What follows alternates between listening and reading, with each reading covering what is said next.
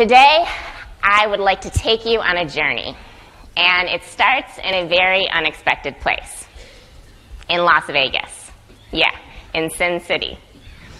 But the Vegas that you and I know, the one of the Strip, of the casinos, the lights, indulgence, there's a different side of Vegas that you probably have never seen.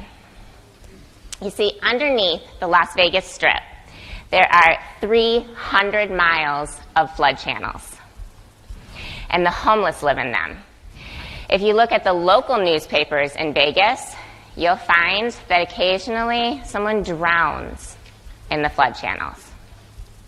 I first heard about these channels from a local news story written by a man named Matt O'Brien, a local journalist who went into the channels and befriended some of the homeless people. I couldn't understand why someone would choose to live underground. So I went to Vegas to see if Matt would take me into the tunnels. And he did. And I met a homeless man named Billy. Billy was a veteran. He served in the U.S. Army. He was homeless upon his return to the U.S., and he had been homeless for 20 years. Billy was sober. He didn't drink. He didn't do any drugs. Now, if you have ever had the desire to sit down with a homeless person and ask them honest, unfiltered questions, like, how much money do you really make holding that sign? And why have you never found a job? And how do people treat you? When's the last time you showered? If there was ever an opportunity to get those real answers, it was now. Billy allowed me to interview him. And at the end of his interview, I asked him a question. I said, if you could have anything in the world, what would you want? And his answer would probably surprise you. I'd like to play you a quick video of my time in Vegas, and at the end, you'll hear Billy's answer to my question. There are 300 miles of underground flood channels in Las Vegas, and hundreds of people live in these tunnels. I think it's the contrast, the gambling cathedrals of the Strip, and then right down here you have people living on a cardboard mat in this black and gray underworld. I've become good friends with a lot of the people down there, and Billy is among those. How you doing this morning?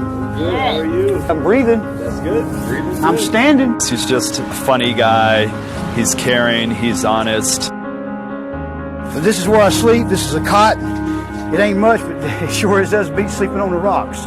First night I was homeless, I wrapped up in bubble paper. I was freezing my ass off. At one time, the most I've ever went is 7 days with nothing to eat. I fought for you, and I got to stand here with a sign that says, so you'll give me something so I don't have to starve tonight or go dig in a damn dumpster.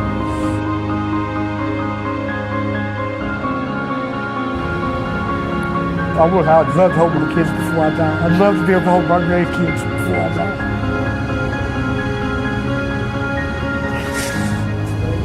That's what I want.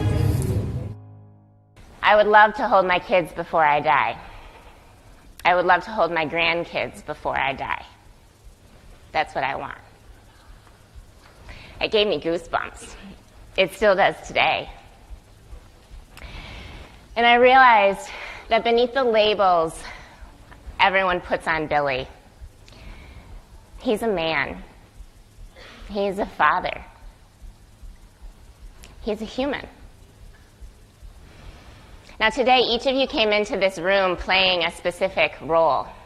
Maybe you're a healthcare provider. Maybe you're a brain injury survivor. Maybe a caretaker, a therapist. But beneath that role, you are a human.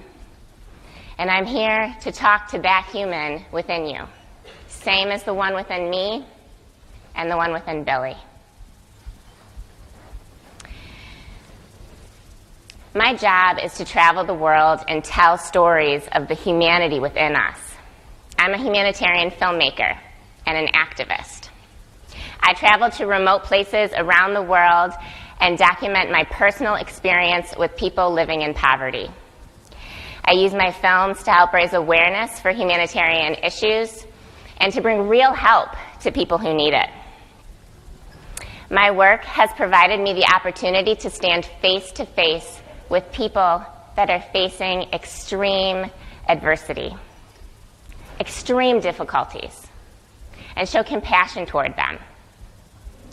I'm sure you guys know a thing or two about that, about going to work in the morning and seeing people that are facing such challenges and having the ability to show compassion to them.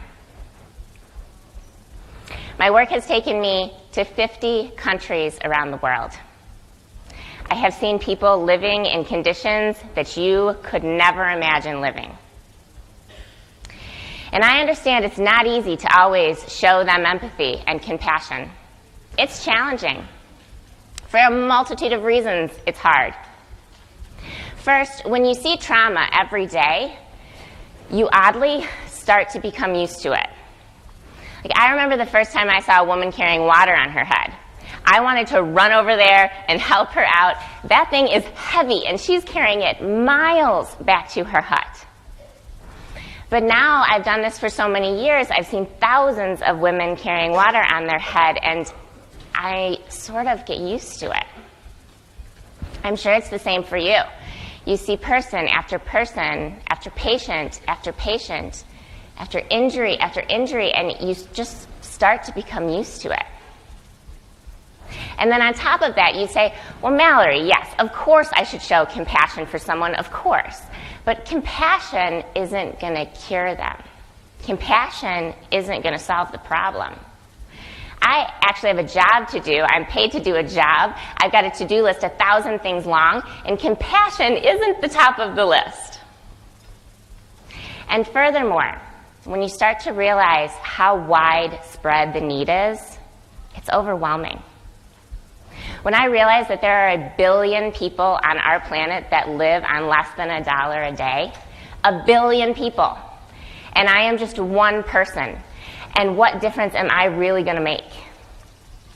And when you see that every year there are new brain injuries and they need a lifetime of treatment, a lifetime of support, and then on top of that you start to realize that it's really a battle against an entire healthcare industry, all of the insurance companies, and you're just one person, and what's the difference that you are really going to make? Well, I'm here to tell you it's more than you think. You can make a bigger impact than you think you can. Compassion will take you further than you could ever imagine. And the impact you can create on the people around you is beyond what you could have dreamed. I have seen miracles happen in my work from showing someone a little compassion.